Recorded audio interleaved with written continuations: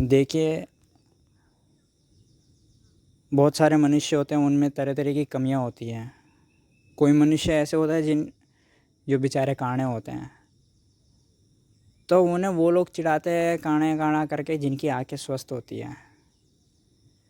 कोई मनुष्य के बाल झड़ जाते हैं छोटी उम्र में। जैसे अभी एक मूवी आई थी, बाला मूवी करके एक आई थी, और आयुष्मान खुराना की एक और मूवी आई थी कुछ।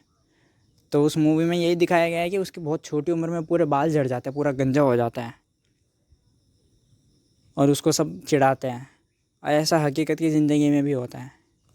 ऐसे ही कोई आदमी का एक्सीडेंट हो जाता है, दुर्घटना हो जाती है, लेकिन वो ज़िंदगी भर के लिए लंगड़ा हो जाता है, तो लोग उसे लंगड़ू लंगड़ू करके चिढ़ाते हैं। देखिए, चिढ़ाता भी वही है जो एकदम स्वस्थ होता है, चिढ़ाता भी वही है टकला जिसके बाल होते हैं अच्छे, चिढ़ाता भी वही है लंगड़ा जिसके पैर स्वस्थ होते हैं। और वो इसलिए चिढ़ाता है क्योंकि वो इस चीज़ से गुजरे नहीं है। कोई अगर आपको चिढ़ाए कि गंजा, टकला या बूढ़ा, बाल झाड़ू, वो इसलिए चिढ़ा रहा होगा क्योंकि उसके बाल स्वस्थ होंगे, एक। और दूसरी बात, उसके बाल झड़े नहीं इसलिए वो जानता नहीं है। यही कारण है। और जिस दिन उसके भी बाल झड़ने शुरू हो जाएंगे उसका भी मुंह बंद हो जाएगा।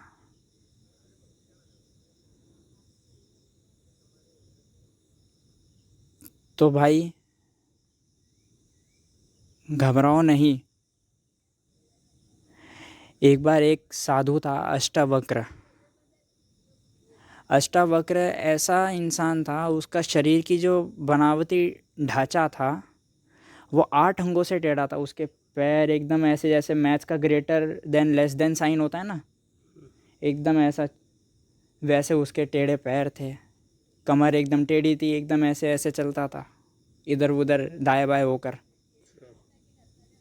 हाथ एकदम मुड़े हुए, एकदम एकदम रस्सी जैसे, रस्सी कपड़े को निचोड़ते हैं ना, एकदम वैसे मुड़े हुए, गर्दन टेढ़ी। तो उसका शरीर कुल मिलाकर 8 जगहों से टेढ़ा था। वो चलता भी था तो लोग हंसते थे, इतना उसका शरीर टेढ़ा मेढ़ा था। एक बार एक राजा हुआ। राजे को सत्य जानने का वो था, जैसे अकबर को एक सत्य सत्य की प्यास थी।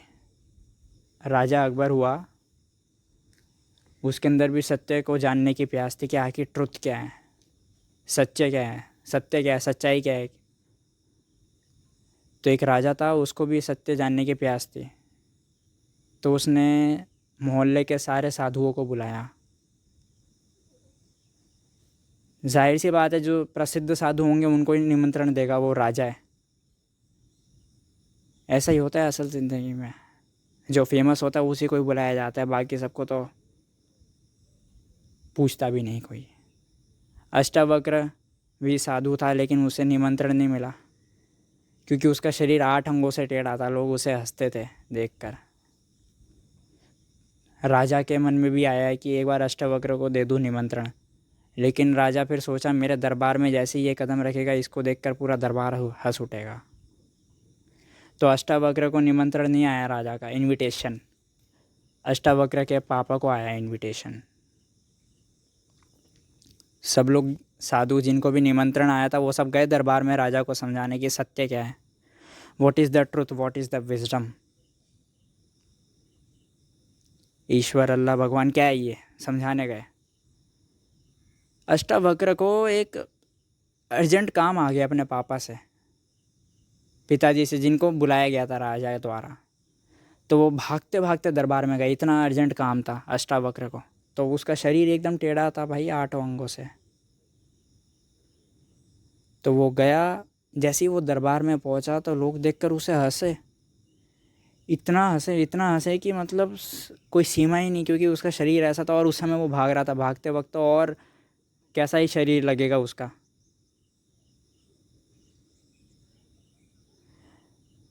एक बहुत ही हैरानी भरी घटना घटी तब, मतलब किसी ने सोचा भी नहीं होगा कि ऐसा हो सकता है।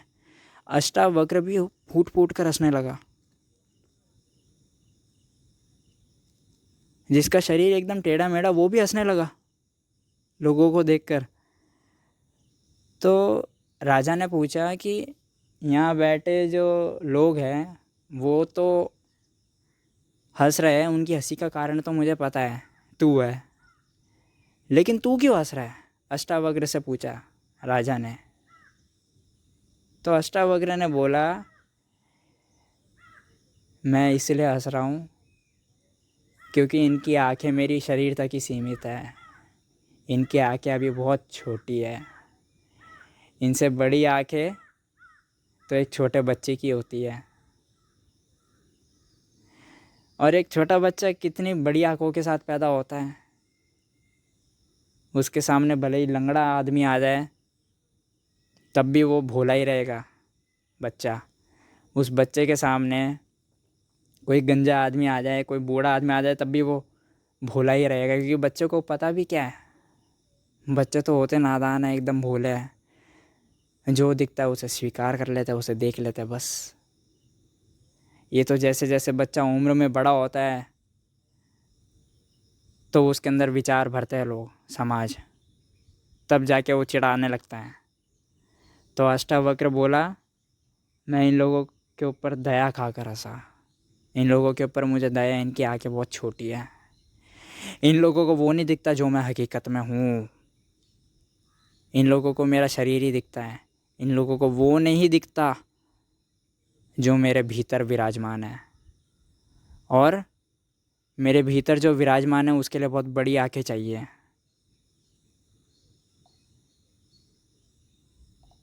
राजा भी एक मिनट के लिए तो दंग रह गया। तो अष्टावक्र ने बोला, हे राजा, अगर सत्य जानना हो तो कल मेरे आश्रम में आ जाना। फिर अष्टावक्र चला गया। राजा अगले दिन अष्टावक्र के दरबार में गया, आश्रम में गया, और घुटनों पर बैठ के उससे माफ़ी मांगी।